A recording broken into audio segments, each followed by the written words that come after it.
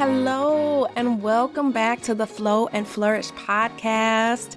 I am your wonderful host, Nicole Roan, and as always, I am so thankful that you are tuning in today. I hope that you really are enjoying this self-care series that we've been doing all month long, and that it's motivating you to start making some changes if you haven't already and prioritizing self-care, especially since we are, number one, in the middle of the holidays, and number two, coming up on a whole new year.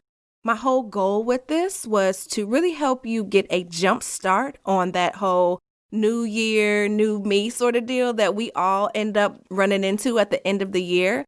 So hopefully the ladies that I have brought on throughout this month have been really inspiring and motivating you to get into action and becoming that person that you've been working toward becoming. Now, today will be no different. I am beyond excited to share with you the conversation that I had with Miss Genisia Green. It is so bomb, and I just want to jump right into it so that you guys can listen in and take away a lot of different nuggets. We are talking about faith and how important that is, especially as you are walking in your own journeys. And in this conversation, specifically, we're talking about obedience and how obedience is, in essence, it's self-care. And so with that, I want to give you a quick intro on Miss Genisia, and then we'll dive right into the actual episode.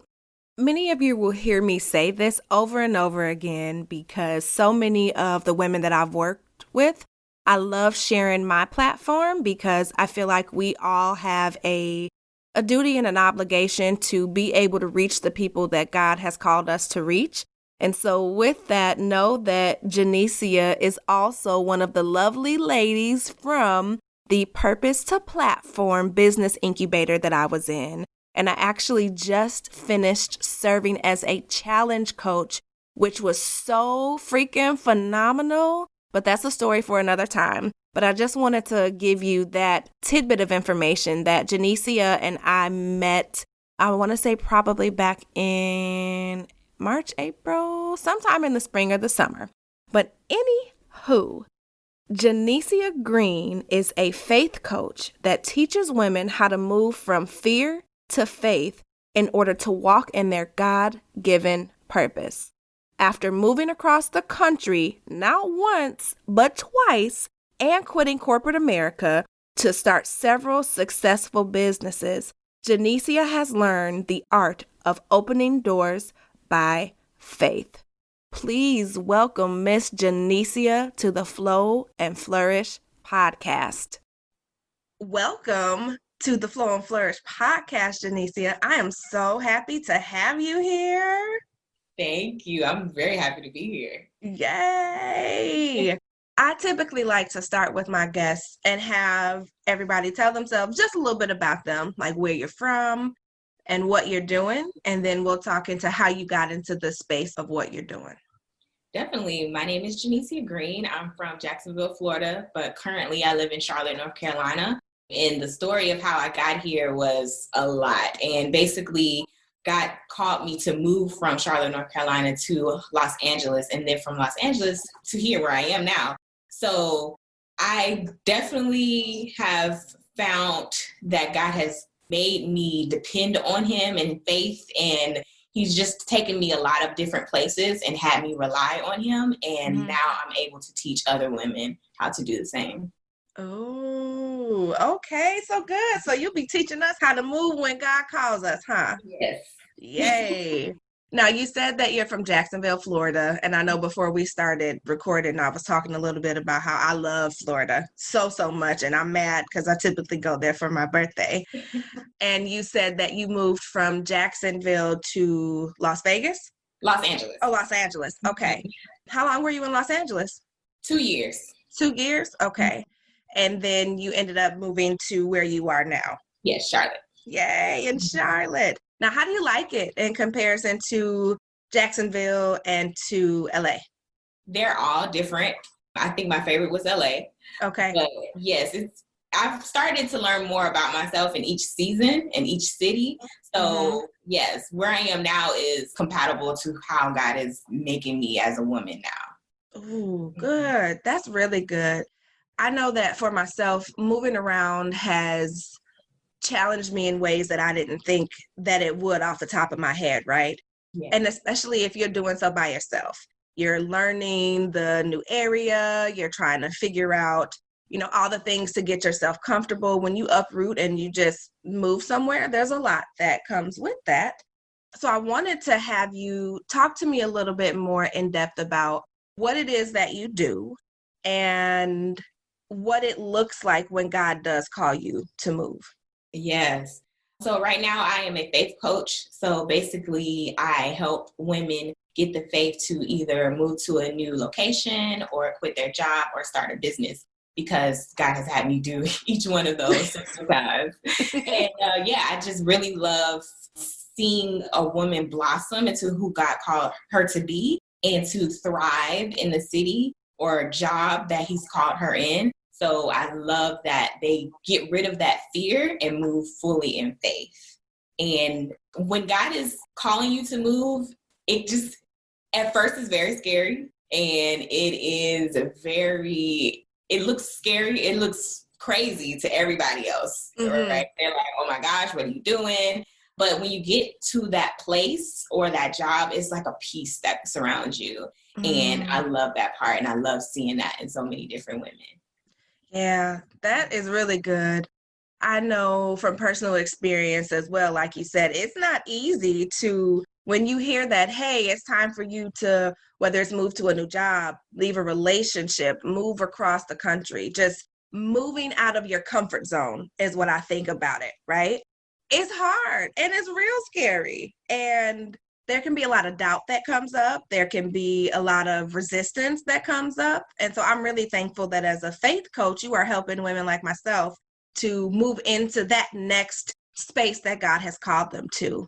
Before we jump into a couple of different reasons as to why God would be calling you to move, do you mind sharing any parts of your story in how it was or what it looked like for you to be, where you were originally in Jacksonville, and then I guess what it looked like for God to say, hey, it's time for you to go to LA?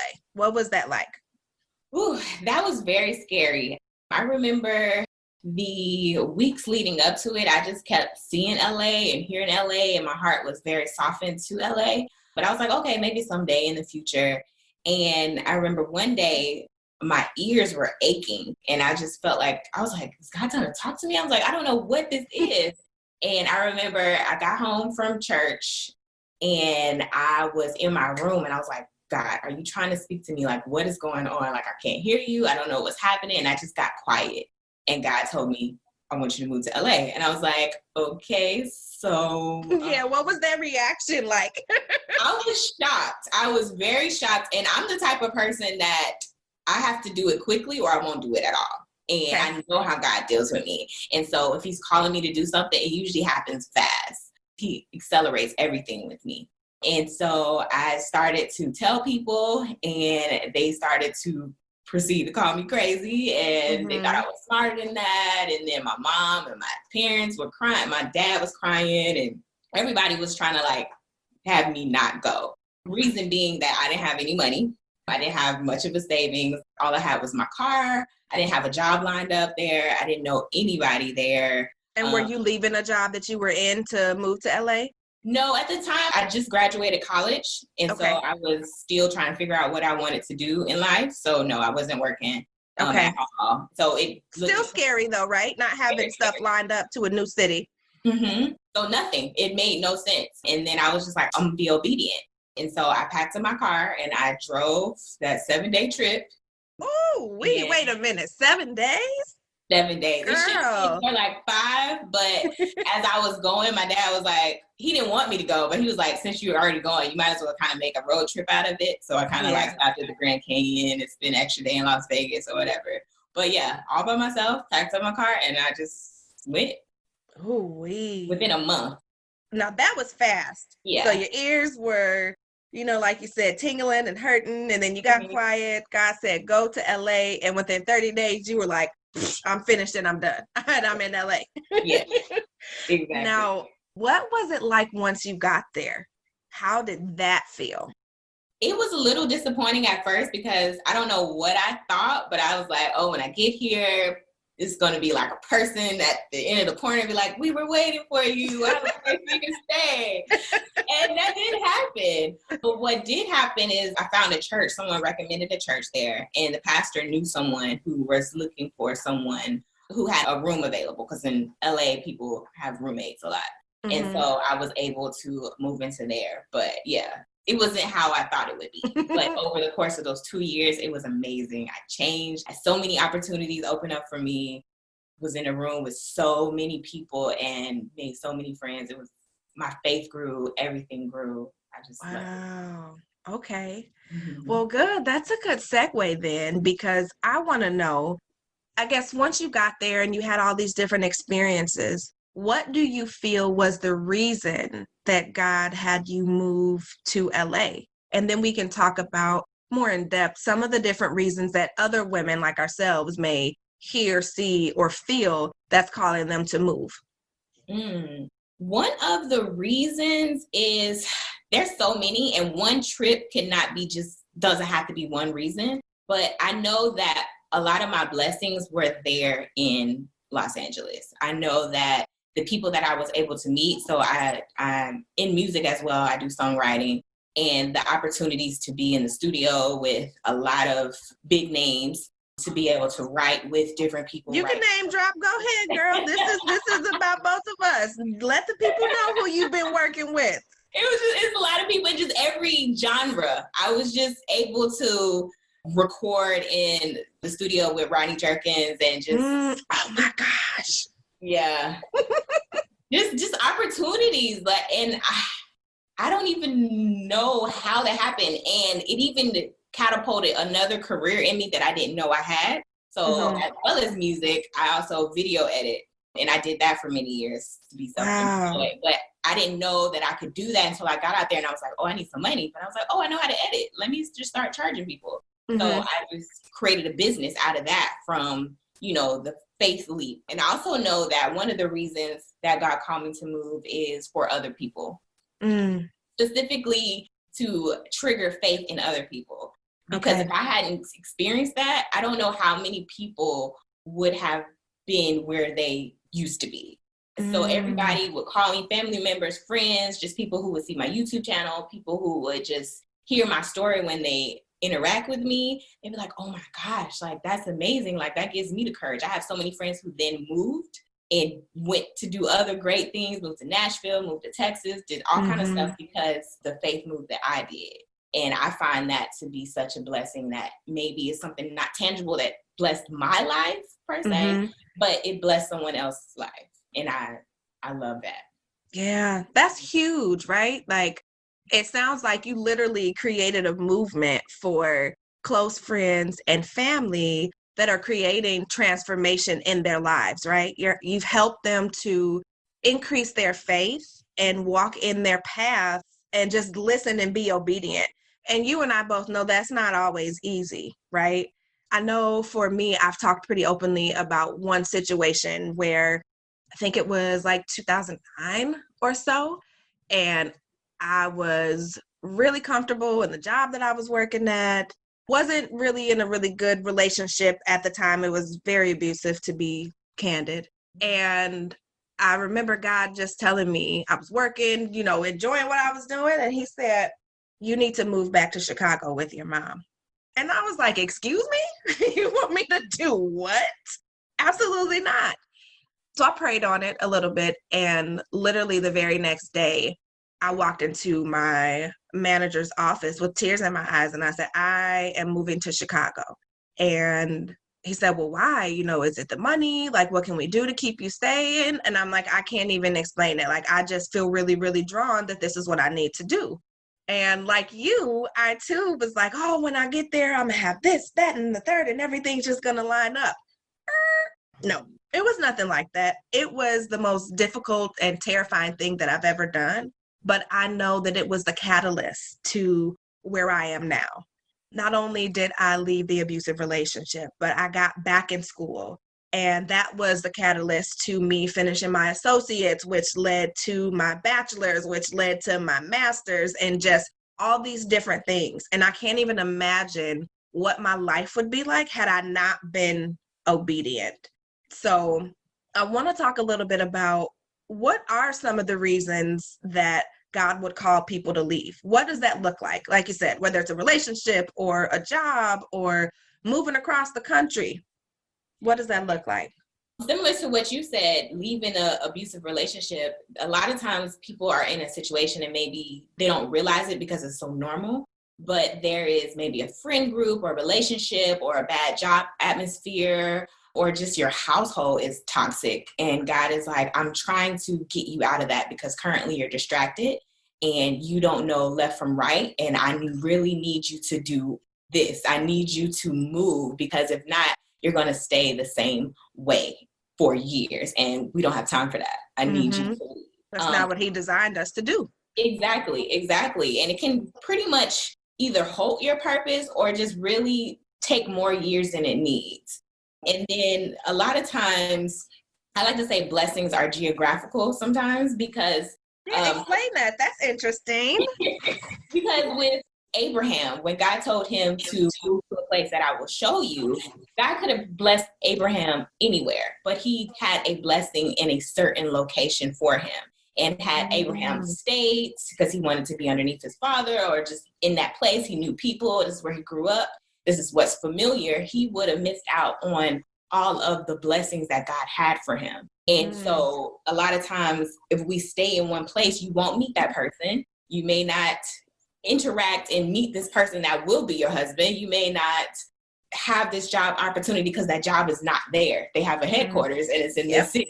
It's just, you gotta literally move your feet, get up and go. Yeah, move your feet for your blessing. And also, blessings could be time specific as well. Not always. God can redeem time, and for the years that we wasted by being all over the place and being distracted. But sometimes there is an exact time, and we don't like to hear that.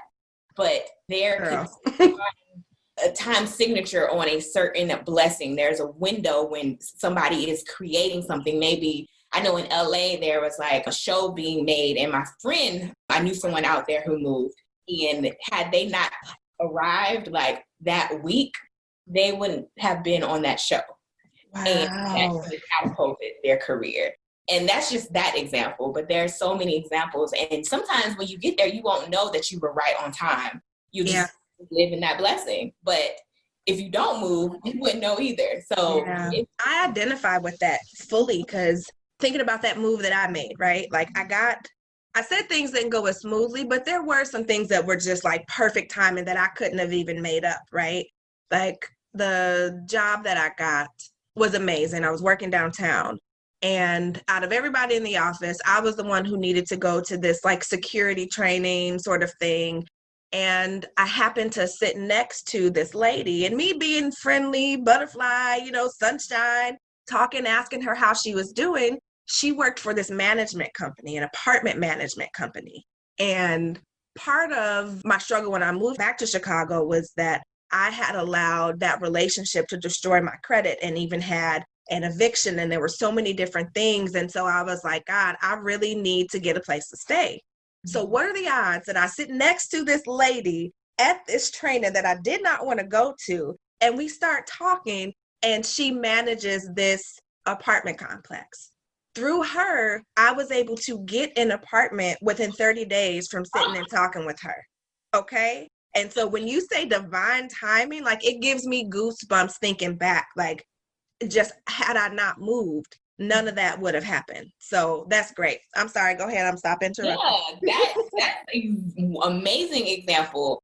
You wouldn't have had that. So God knew that, all these things had happened where your credit was messed up, whatever. He had a divine occasion appointment set up for you to meet her. And you wouldn't have met her if you weren't there. And another thing that I love to think about is how God calls us to move for someone else. Not only to be a testimony for someone else and be like, oh, God can do it. He can do it in your life too. But literally for someone else. Like you moved back for your mom. And I know that one of the major reasons why I moved back to Charlotte was for my family here. I have a couple cousins here versus when I was in LA, I didn't have anybody there. But here, I have so many occasions have come up where I have been the one available or the shoulder to cry on, or literally the person to come help in a time of crisis. Get in my car. What's happening? Here's this money. And we don't like to think of that because we think of our purpose is all about us. God, how you blessing me? But sometimes God is using you as his hands and his feet to go and help someone else. So to move partly for someone else is not an attractive blessing, but it is something that God is calling you to. Because we're naturally selfish, right? It's all about me, what I need, my needs, all of that. But you bring up such a good point that oftentimes what we're called to do is really to help other people. And when you physically move somewhere and realize that other people's freedom and blessings are attached to your obedience, it's mind-blowing. And again, I identify so closely with what you're saying because I moved from Madison, Wisconsin to Chicago, and all of my siblings, most of my siblings were in Chicago. And there were times where I was the only person that was available to do certain things. And so even seeing me progress through my own challenges, leaving that relationship, getting such a good job, finishing my degrees while being a single mom, motivated other people around me to say, you know what, if she can do that thing, I can do it too. And so, yeah, you're so right. Yeah. And so sometimes from what I'm hearing you say, the reasons are, to get you out of the space that you're in because God has something greater for your life. You can be moving for other people as well, right? To help them in their journeys. And then did I miss any? I think I kind of combined them, but those are the two major reasons that God would technically call you to move. The assignment or appointment is at a certain location at a certain time. Yep, the blessing being tied to the geography. So yes, good. Mm-hmm. Okay, now that we know some of the reasons, let's talk about what some of those signs look like, because I got some stories for that, but I'm gonna let you take the lead on this and talk about what those signs typically look like that we may ignore, dismiss, bury and pretend that we forgot about. What does that look like? Mm-hmm. Simple closed doors or open doors. So when I was in LA, everything kind of lined up where my apartment, my roommate was getting married and my other roommate was just randomly wanted to move back with her parents or whatever. She wanted to save money. And so I couldn't afford to pay the entire rent because we had a nice place. So I was like, I have to move out, but trying to find another place in an area that I liked in LA. I didn't want to really get roommates. Like I was just, everything kind of, that door was closing. And then the opportunity for a job here in Charlotte opened up. My cousin worked at a financial institution here. She put a good word in for me. And I hear that over and over. And I see that in other women is that God would close a relationship. He would then have it like all kind of craziness will break out in their family where they just feel like I can't stay here anymore. I can't focus. Their job will come to an end and be like, well, this is your last week. And they had no idea. They was comfortable in that job, but just the ground is shaking underneath you. And you can either try to grab on or you can jump. And then also the other hand is where the new place where God is calling you to, a door would open. And then also feeling uneasy. It's just a feeling. You don't even know. You just like, I'm not going to be here long. Like, I'm just not going to be here long. And then another thing is that you start to see it everywhere or start to come up. Like when I was thinking of moving to LA, like I said, every street signs, clothing, license plates said California. Like it was just everywhere. Conversations. Somebody would walk over to me and be like, I'm thinking about going to LA. We're taking a trip. Or just you're like, what? Yeah, out of nowhere. And that wasn't the norm before. I can see where you can occasionally kind of like think about it. So you see it a lot, like you want a car and you start seeing that car all the time. But this ain't that? No, it's like a knowing. It's like, I know. It's like a confirmation every time you see it or hear it. Like, okay, God, I see you. Okay, God, I hear you. Especially when a conversation comes up and that you didn't initiate and that started happening, then you're like, okay, God, I hear you. And then another thing is where God actually speaks to you. Like he tells you to move, or he gives you a dream or a prophetic word or just whatever. Like he literally tells you to move. So you not doing it is outright ignoring him or disobedience. So yeah, that's a couple of the reasons or different signs that he would give. Yeah, those are really good signs. And I'm trying to pick one specific instance because there have been so many that have occurred for me. I think, like you said, not only doors closing, but also the easy opening, right? That's super important that I want people to pay attention to. For me, I guess one of the biggest ones was when I decided to let my husband back in our life. What most people don't know is that when my daughter was 3 months old, her dad went to prison. And so I became a single mom. And that's how I ended up in that abusive relationship, left that, moved back to Chicago, right? But shortly after he was released, I was on the up and up. I was about to graduate. And in my mind, I was like, he gonna have to do this, and this just to see the kid. I don't want no part of that. I've grown. That's not what I want, any of that.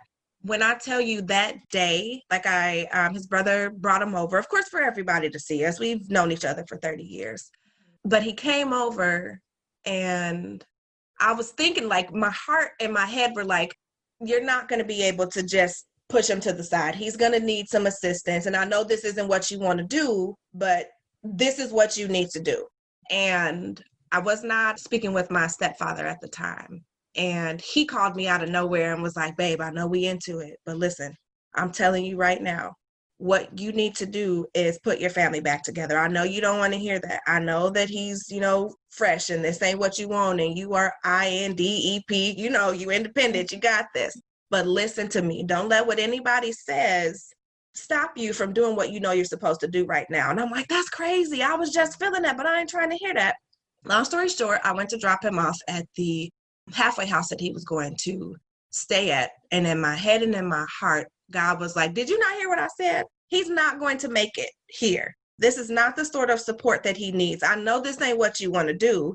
And in that moment, the words just came out of my mouth like, you can't stay here. You have to come back with me. This isn't what I planned. This isn't what I want. This is disruptive to me. You have to come back with me. And he said, I can't. Because at the time I was sharing an apartment with my brother. He's like, first of all, your brother is extra mad at me. We might fight. Like, that's not healthy, and I have other people that I need to report to, the parole officer at the time. That in that moment, as soon as he got out of the car, when I tell you the parole officer pulled up, which is unheard of, and said, hey, you absolutely can go. I don't think this is the best environment for you, and came back, everything shifted. Now my brother was upset with me, and him and my brother did exchange some words and fists and things. We won't talk about that right now. But I think about, had I not been obedient, right? Like, we're going on 9 years of marriage. I didn't want to do that. Like, I literally was living my best life. I was dating, things were good. I didn't want to do it. But me doing that was me being obedient, and it flourished into everything that it is now. So yeah, all those signs. That's beautiful, because that kind of triggers when God calls you to move. It doesn't have to be a situation. It can just literally be opening your heart to something that you had closed it off to. And he's trying to move you out of either a grudge or a wall that you put up or anything. So that is beautiful. And the fact that it just came out of your mouth, like, it was like God speaking through you. Like, it was like God word vomit all at the same time. Yes. Mentally too, I was like, I don't want anybody to judge me because he's like literally not even 24 hours out of jail. This isn't what I want. Is this what's best for my daughter? Like, all of these different things. And I'm tugging with it and worried about the perception. But God again said, hey, did you hear what I said? And then for everything to line up, like, we still talk about this. We had this conversation a couple of weeks ago, and I'm like, I wasn't trying to deal with you at all. Like, I ain't want nothing to do with you on no level. And look at us now. Like, so thankful that God spoke directly to me and I listened. Wow. So those signs are real. Very, very real. Mm-hmm. So speaking of which, once you get the inkling to move, right? You have those different reasons. You start seeing, feeling, hearing things. Doors are closing, doors are opening. You get these different signs. How are you able to be obedient and move through that? Similar to the story that I just shared. I love the part about when you said that you didn't want to look crazy or stupid or whatever. You knew all of that. One of the things is to have a support system or to push away the people that you know is going to deter you from walking in faith. When I moved the first time, I didn't really tell too many people because when I initially started to tell people, I didn't go immediately. I was going to leave literally in a week because I listened to people. It took me like a month. Even though that seems fast, it could have been faster. I don't know what appointment I missed in LA because I was stagnant at that moment.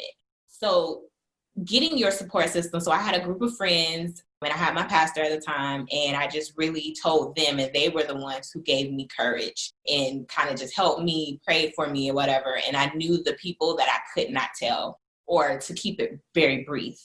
Versus when I moved to Charlotte, I told everybody because I knew in that occasion that people were used to, okay, Genisia she's a little radical, so she's going to do it anyway. Yeah. So definitely getting your support system, or then not really leaning on those who could deter you, as well as preparing yourself. So when I was getting ready to move, I just literally made sure I had everything together as far as how am I going to make it? How am I going to get there? Not really like a plan B type per se, but just fully planning out my plan A. I'm doing this regardless. How am I going to do it? And then literally, sometimes you just can't think about it too long. You just have to go. You have to pray and be like, God, be with me. Show me a sign. Give me another confirmation. If you're telling me this, give me a confirmation. I will go now. And that's really what I needed because I didn't know I was supposed to move. When I was kind of back and forth with going to LA, and I was like, God, if you really want me to go, give me a confirmation. Have someone close to me tell me that. And then the next morning, my cousin called me and she was like, I think when God told you to move the first time, he meant now. She literally took those exact words that I prayed the night before and just called me. She just called, just like didn't say hey or nothing. Like, hey, I just think when God told you to move before, you're supposed to go then. Like, and that was what? It sealed the deal. Yeah. So it's really getting the faith, pushing out that fear, having your full trust in God, that God, you will provide for me, take care of me, having your support system around you, shutting off the voices that are not for you, planning it, and going. Yeah, that's deep, because when I go back to when God told me I needed to move back to Chicago, I too prayed for a sign. And I kept calling, my significant other at the time, like, we really need to talk. We really need to talk. And I'm like, God, if this is what I'm supposed to do, don't let him call me back. And I put a time on it. I'm like, don't let him call me back by 5:00. And so then when 5:00 came, I was like, I really meant like 6:00. I really meant 7:00. And he didn't call. And that's what prompted me the very next day, because I wanted to talk about it with him and say, hey, God told me to do this, but he didn't call because he wasn't part of that. It wasn't for him. It was for me, And so I think it's important that you said to look for those confirmations and to pray, because when you ask, you get it immediately. And similar to the situation with my husband, Darius, like in that moment, I was praying in my head, right?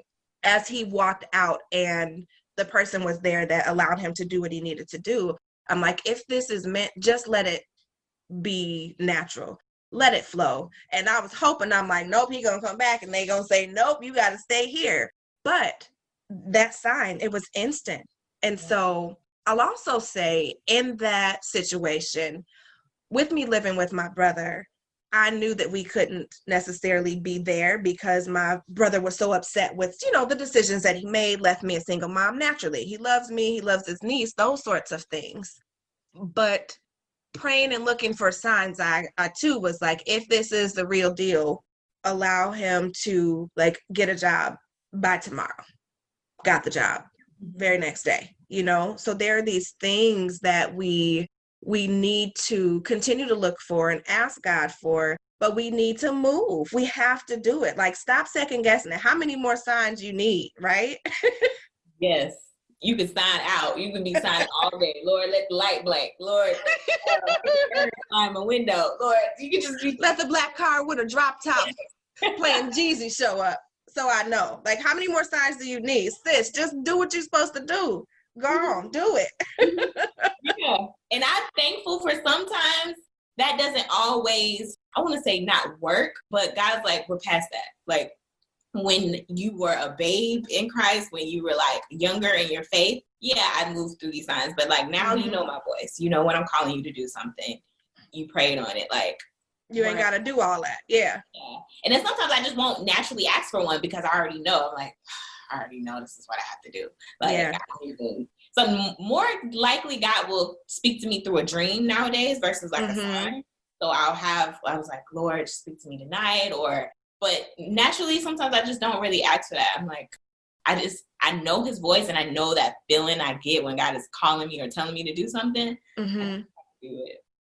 And that comes with growing in your faith, like you said, right? Like once you get used to hearing God's voice and you become more obedient, I feel like it comes in clearer and clearer. That's such a good point, because even me starting this podcast and starting my coaching business and moving from the corporate space into this, I was comfortable at my job, right? I was uncomfortable because I knew I had a bigger calling, but I was comfortable with the steady paycheck. I was comfortable with the benefits.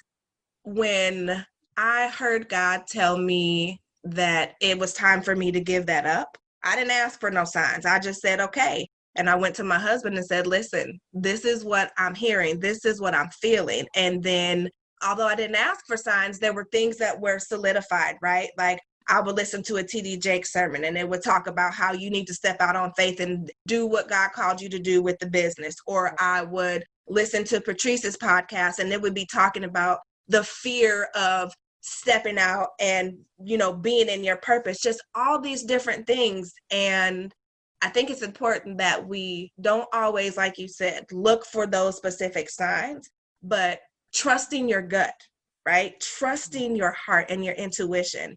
And that's something that is embedded into what I do when I work with my clients, right? Like as we're moving through and helping them get to their next best step, what does your gut say?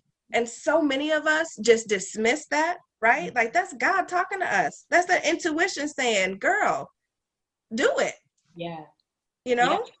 Because you have to do it. Like God can you can have the faith all day, but if you don't do the work, it's pointless. He can give you sign after sign. You be like, I believe in God, I blah, blah, blah, but you have to do the work.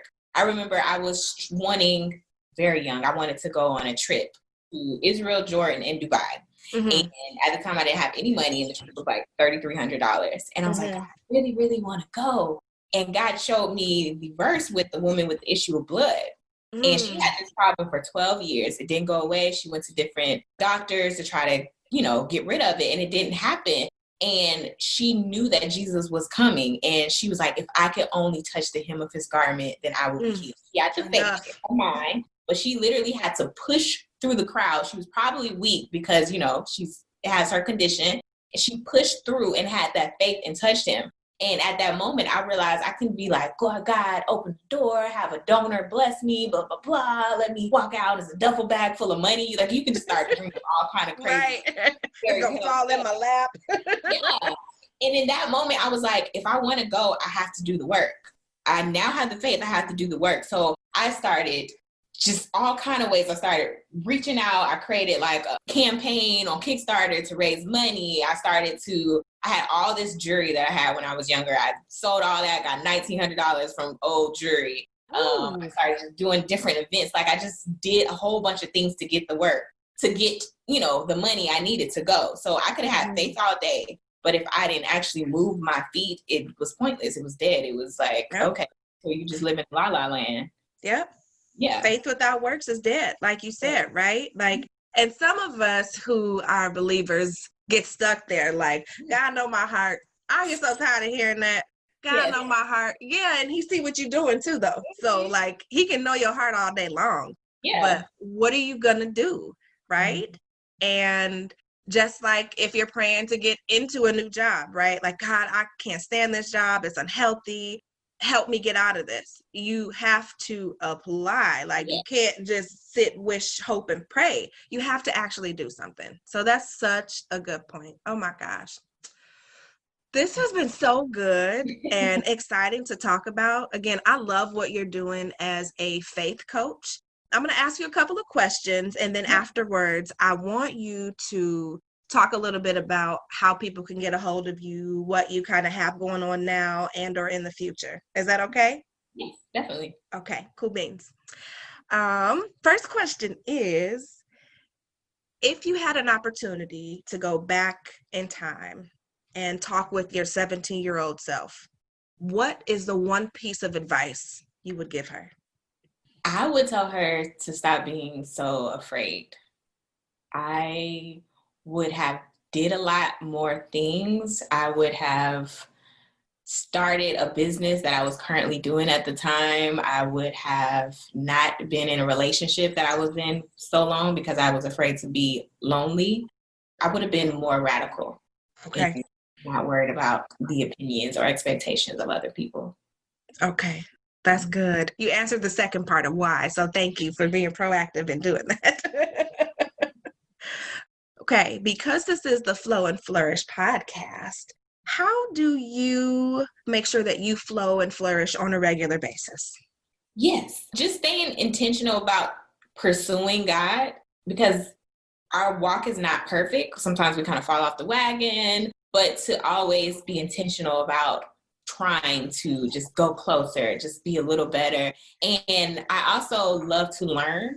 And so how I flourish is I read, I research, I try different things. I just fool myself with knowledge of so many things, of health, of just everything. And so I think I definitely flourish by always being a student from God and just these things in life that I have no idea about. That's amazing. I'm going to put you on the spot. What you reading right now? Ooh, I'm reading the China study.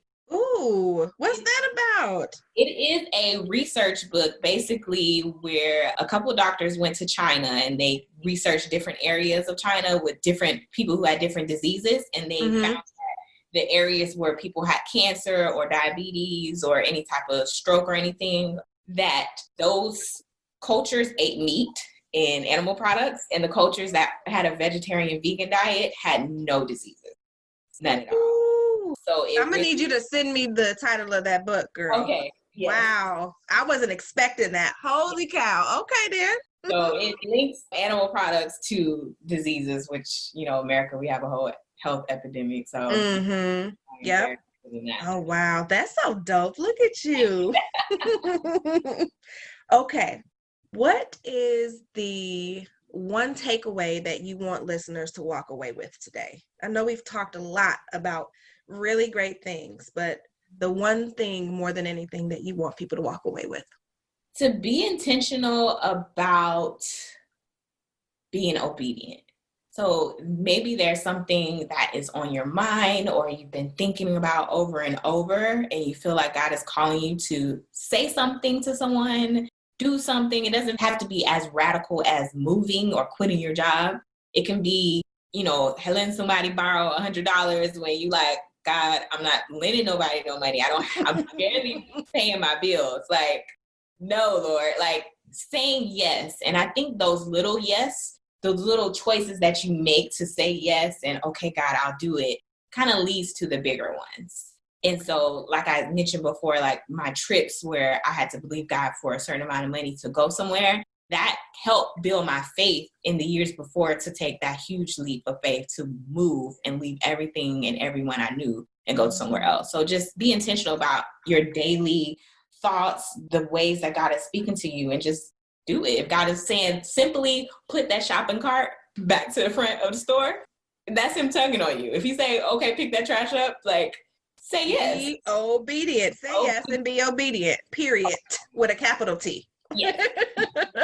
Yes, good. Oh, okay. So I want you to share with us anything that you're currently working on. I know you have some t-shirts. I know that you're doing your faith coaching. Anything that you want to share with the listeners on what you're doing and how they can get in contact with you and partner with you.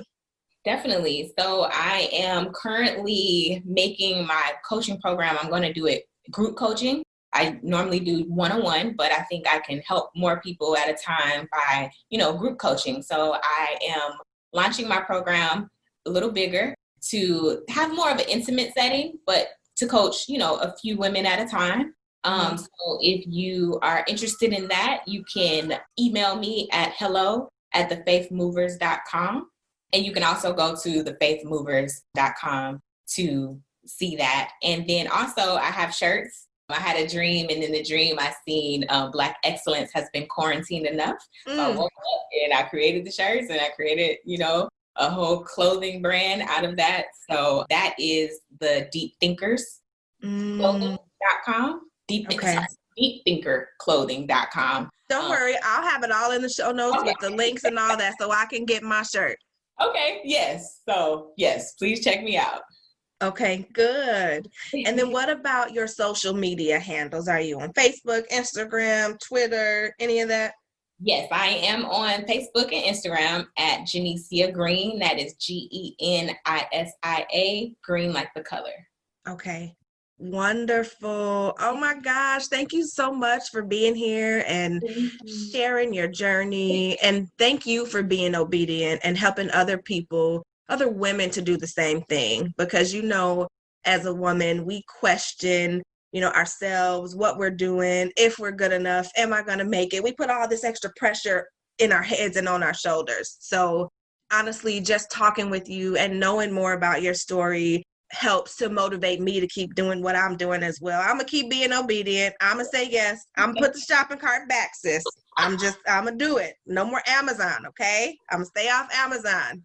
Only things that I need. So thank you for saying that, because I know somebody else needs to hear that. They don't need no more Amazon packages showing up on their front door. Because Amazon breaking up marriages right now. Lord, yes. Oh, goodness. Well, again, thank you for being on the podcast. I'm so glad that you are launching your coaching program so that you can continue to have such a great impact on the world.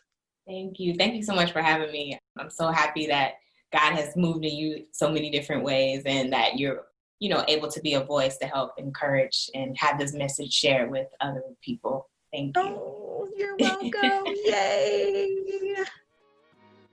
Listen, was that not as bomb as I said it was going to be? I really hope that you had pen and paper or your phone or your laptop or something to really get all of the nuggets and the information that we released. And being very transparent, there were some things that I didn't anticipate talking about, but I now know that my story and the things that I have overcome are not necessarily for me. So I don't mind being an open book and being vulnerable, because I believe that's where the power and transformation lies. So if you learned something else about me that you did not know, let me know.